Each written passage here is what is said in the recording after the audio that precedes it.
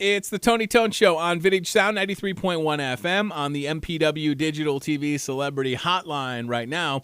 Actor Sean Gunn. And this man has done a lot in his career.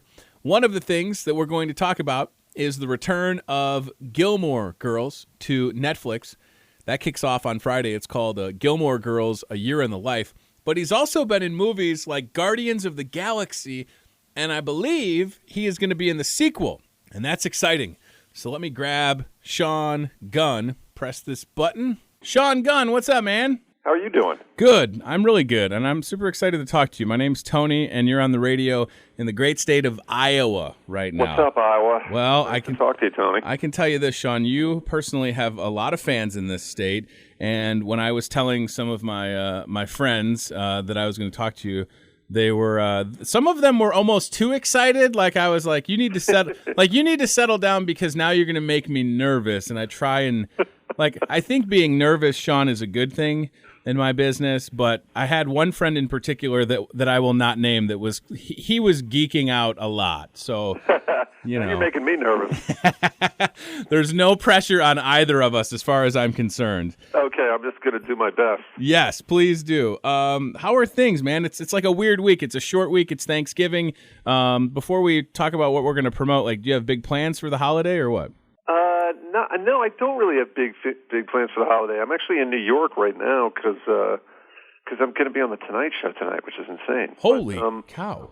I know, right? Wow. But, I've just been, promoting this Gilmore Girls thing coming out, and it has been a heck of a ride. It's been very strange and cool to be, back in it, promoting something that we started 15 years ago or whatever, Yeah, so when that concluded, I mean, obviously it was Gilmore Girls was popular, but this idea for Gilmore Girls, A Year in the Life, and it's on Netflix this Friday, when the rumors started to happen, did you think, is this really going to happen? Were you prepared for it to actually, for people to go through for what they were talking? Because it seemed like it was just a grandiose idea for a while. Yeah, I mean, when the rumors first started, which was many years ago, in my head I was like, that is never going to happen.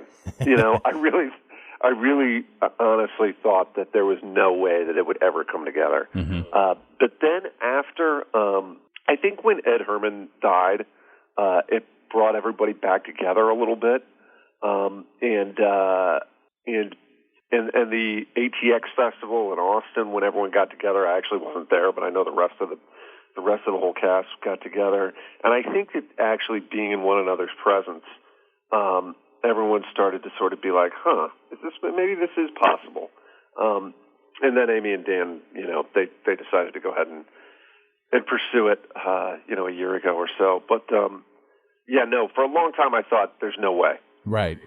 And everybody getting back together, the first day that you're either reading a script or had you seen your castmates over the years? Because I understand that, and I think for fans, they assume a show ends, but you still get together and hang out. But the reality, it seems, is that everybody's busy doing different projects. And sometimes, 15 years or however long, you can blink, and the next thing you know, you haven't seen somebody in a while. So that's exactly right. Okay. I mean, there's a couple of people from the cast that, that I've been sort of closer with, who I've kept in contact, a little more contact with. But in general, you wish that you saw everyone more, and then you just kind of don't, Sure.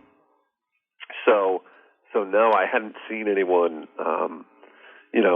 like Lauren and Alexis and Scott and Kelly Bishop. I hadn't seen any of them really since the show ended.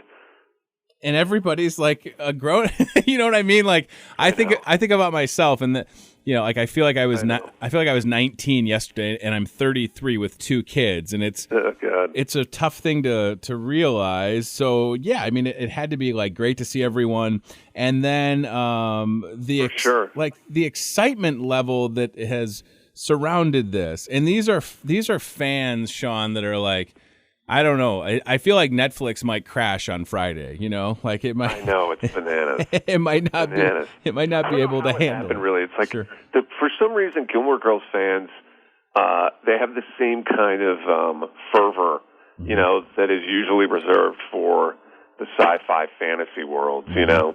Like they seem like almost more like Trekkers or Doctor Who fans or something like that in terms of how crazy they are about the show. I think it's awesome, actually. So I have to talk about the sci-fi for a second in Guardians of the Galaxy and Volume 2 coming out. And I don't know how to ask this. I just want to say it. The fact that that your brother can go from like Trauma Vision to a Guardians of the Galaxy, unbelievable. He's hilarious. Well, it wasn't back to back. Right. You just have to do a couple of things in between. But what I think is so interesting about Marvel, even though they're now with Disney and this big conglomerate and whatever, but the fact that they'll give directors opportunities like your brother to helm a project. And I got to be honest, when I walked into Guardians of the Galaxy, I had no substance. I didn't know any of the backstory, any of the comics, and I absolutely loved it. And I'm not saying that I loved it just because you're on the radio. Like I genuinely enjoyed that movie so much. And for me, that was almost like the best way to experience it, just flying blind into it. I feel the same way, man. I didn't know anything about the property at all. I'm not much of a comic book guy in general, but yeah, I'm a fan of the movie in addition to, I'm in it, and my brother, wrote it and directed it, so of course I'm biased, but I really love watching that movie. It's something that that when it comes on cable, I end up finding myself sitting in front of it for longer than I had planned. Right.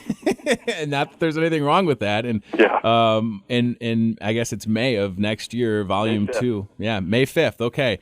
And I hope that, and I don't know how this is possible because the soundtrack for that movie was so damn good. I don't know how you do a better soundtrack, but I imagine that it's probably going to happen. Like, I can't wait to hear it, Gosh, I hope so. I got to tell you, in all honesty, I love this movie, Volume 2. I think it's so good. So I'm very, very excited for an audience to see it. I think, people like the first one for different reasons, so it's always going to be hard to please everybody. Sure. But from my point of view, the second one is just as good as the first one is, if not better. I can't wait. Sean Gunn and Gilmore Girls, A Year in the Life, premieres Friday on Netflix. So when you're done, people listening going Black Friday shopping or whatever, check that out. Guardians of the Galaxy Volume 2 and the Belko Experiment. And I would love to have you back on to talk about Belko Experiment individually. So we'll have to work on that. Buddy, thank you so much. Good. Have a great Thanksgiving. I appreciate the time so much. Thanks, Tony. I appreciate it, man. Be well.